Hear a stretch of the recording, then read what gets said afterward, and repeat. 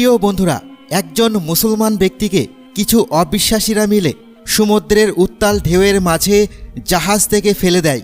তারপর সেই মুসলমান ধার্মিক ব্যক্তির সাথে এমন অলৌকিক ঘটনা ঘটেছিল যা জানলে আপনার হৃদয়কে কাঁপিয়ে তুলতে বাধ্য করবে। যারা সেই মুসলিম ব্যক্তিকে সমুদ্রে ফেলে দিয়েছিল তাদের সাথে কি ঘটেছিল এবং সেই অসহায় ব্যক্তিটিকে আল্লাহ কি অলৌকিক দৃশ্য দেখালেন। ইসলামের ইতিহাসে এমন অনেক বিস্ময়কর ঘটনা রয়েছে যা আমাদের মনে করিয়ে দেয় আল্লাহর অসীম শক্তি ও তার রহমতের ব্যাপকতা। এই ঘটনাটি আমাদের শিক্ষা দেয় আল্লাহর সাহায্য যে কোনো সময় যে কোনো পরিস্থিতিতে এসে পৌঁছাতে পারে। যত কঠিনই পরিস্থিতি হোক না কেন, একজন মুমিনের উচিত নিজের ঈমানকে শক্ত রাখা এবং একমাত্র আল্লাহর উপর ভরসা রাখা। ঘটনাটি একটি সাগর যাত্রার। জাহাজে ছিল ব্যবসায়ী ও মালপত্র, সব কিছুই ঠিকঠাক চলছিল। হঠাৎ করে সমুদ্রে প্রবল ঝড় শুরু হয়, জাহাজ দুলতে থাকে এবং ডুবে যাওয়ার আশঙ্কা বাড়ে। জাহাজের ক্যাপ্টেন তখন সবাইকে বললেন, জাহাজে ওজন অনেক বেশি হয়ে গেছে, বাঁচতে হলে আমাদের কিছু মালপত্র সমুদ্রে ফেলতে হবে যাতে জাহাজ হালকা হয় এবং নিরাপদে তীরে পৌঁছাতে পারে, কারণ আমাদের জীবন মালপত্রের চেয়ে অনেক মূল্যবান। এই কথা শুনে সবাই একমত হলো। তারপর কেউ একজন বলল, এই যে মুসলমান নতুন ব্যবসায়ী এসেছে, সে প্রচুর মাল এনেছে, শুধু ওর মাল ফেললেই আমাদের বাঁচার উপায় হবে। বাকি ব্যবসায়ীরাও তাতে একমত হলো। কিন্তু সেই মুসলমান ব্যবসায়ী বলল, শুধু আমার মাল কেন, সবাই যদি একটু একটু করে ফেলে দেয় তাহলে ক্ষতিও ভাগ হয়ে যাবে আর সবার জীবনও রক্ষা পাবে। কিন্তু কেউই তার কথা শুনল না, বরং তারা একজোট হয়ে গেল, ঝগড়াঝাটি করল আর শেষমেশ তাকে এবং তার মালপত্র সহ তুলে সোজা সাগরে ছুঁড়ে ফেলে দিল। তারপর নিজেরা নিরাপদে জাহাজ চালিয়ে যেতে লাগলো। এদিকে সাগরে পড়া সেই মুসলমান ব্যক্তি প্রাণপণে ঢেউয়ের সঙ্গে লড়াই করলেন, কিন্তু অবশেষে ক্লান্ত হয়ে তিনি জ্ঞান হারিয়ে ফেললেন।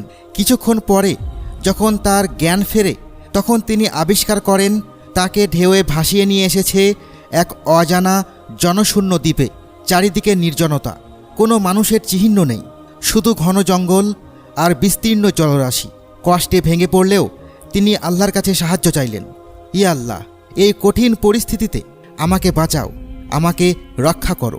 কয়েকদিন সেই নির্জন দ্বীপেই তিনি কাটাতে লাগলেন। তিনি গাছের ফল খেয়ে মাঝে মাঝে খরগোশ শিকার করে দিন পার করছিলেন। একসময় পানির জন্য পেয়েছিলেন এক মিষ্টি ঝর্ণাধারা, সেখানে তিনি পানি পান করতেন। দিনের তাপ আর রাতের শীত থেকে বাঁচার জন্য তিনি নিজের হাতে জঙ্গলের কাঠ দিয়ে ছোট্ট একটা কুঁড়ে ঘর বানিয়ে ফেলেন। সবেমাত্র একটু শান্তি ফিরছিল জীবনে, কিন্তু একদিন চুলোয় রান্না করার সময় অসাবধানতাবশত আগুন তার ছোট্ট কুঁড়ে ঘরে লেগে যায়। কাঠের ঘর বলে কথা, দ্রুত আগুন ছড়িয়ে পড়ে। তিনি অনেক চেষ্টা করেও আগুন নেভাতে পারল না। অল্প সময়ে তার তৈরি একমাত্র আশ্রয়টা ছায়ে ভস্ম হয়ে গেল। এতটা কষ্টের পর এই বিপদ যেন তার সমস্ত আশা ভেঙে দিল। আকাশের দিকে তাকিয়ে কান্না ভেজা কণ্ঠে বলতে লাগলেন, ইয়া আল্লাহ, সব দুঃখ কি আমার জন্যই রেখেছ? প্রথমে আমাকে অন্যায়ভাবে জাহাজ থেকে ফেলে দেওয়া হলো, এখন এই ছোট্ট ঘরটাও পুড়ে গেল। তুমি কি আমাকে ভুলে গেছো? এই প্রশ্নগুলো আমাদের অনেকের মনেও আসে, তাই না? কখনো কখনো বিপদ এলে আমরা আল্লাহকে প্রশ্ন করি, আমার সাথেই কেন সব হয়? সেই ব্যবসায়ীও আল্লাহর কাছে অভিযোগ করলেন। তারপর ক্ষুধা আর দুঃখে তিনি চুপচাপ শুয়ে পড়লেন। কিন্তু পরের দিন সকালেই ঘটে গেল এক অবিশ্বাস্য ঘটনা। তিনি চোখ খুলে দেখলেন সাগরের দিকে ছুটে আসছে অন্য একটি জাহাজ, আর কিছু মানুষ তাকে উদ্ধারের জন্য সেই দ্বীপে পৌঁছে গেল। তিনি বিস্মিত কণ্ঠে জিজ্ঞাসা করলেন, তোমরা কিভাবে জানলে আমি এখানে আছি? এই জিজ্ঞাসার উত্তরে তারা বলল, আমরা দূর থেকে ধোঁয়া উঠতে দেখেছিলাম, আমরা ভেবেছিলাম হয়তো কেউ বিপদে পড়ে সাহায্য চাইছে, তাই আমরা এখানে এসেছি। এই কথা শুনে ব্যবসায়ী কান্নায় ফেটে পড়লেন, সেজদায় পড়ে গেলেন এবং বললেন, ইয়া আল্লাহ, আমি যা ভেবেছিলাম তা ভুল ছিল।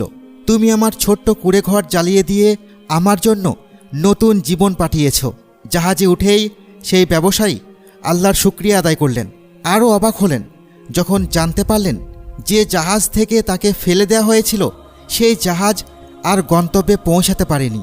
জলদস্যুরা সেই জাহাজে হামলা চালায়, সমস্ত মালপত্র লুটে নেয় এবং জাহাজের সব ব্যবসায়ীকে হত্যা করে দেয়। শুধুমাত্র সেই ব্যবসায়ী বেঁচে যান যাকে তারা অন্যায়ভাবে ফেলে দিয়েছিল। এই কথা শুনে তিনি আবারও কান্নায় ভেঙে পড়লেন। আল্লাহর দরবারে সেজদায় লুটিয়ে পড়ে বললেন, ইয়া আল্লাহ, তুমি যা করো সব উত্তমের জন্যই করো।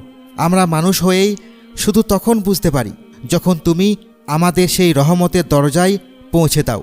বন্ধুরা, আমাদের সবার জীবনে এমন সময় আসে যখন সব কিছু অন্ধকার মনে হয়, ছোট্ট কুঁড়েঘরটা পুড়ে যাওয়ার মতো পরিস্থিতি তৈরি হয়। কিন্তু বাস্তবে হয়তো আল্লাহ সেই আগুনের ধোঁয়া দিয়েই আমাদের জন্য নতুন রহমতের দরজা খুলে দিচ্ছেন। প্রিয় বন্ধুরা, আপনার জীবনে কখনো দরজা বন্ধ হয়ে গেলেও হতাশ হবেন না। আপনার ছোট্ট কুঁড়েঘর যদি পুড়ে যায়, জেনে রাখুন আল্লাহ আপনাকে বড় কিছু দেওয়ার পরিকল্পনা করছেন।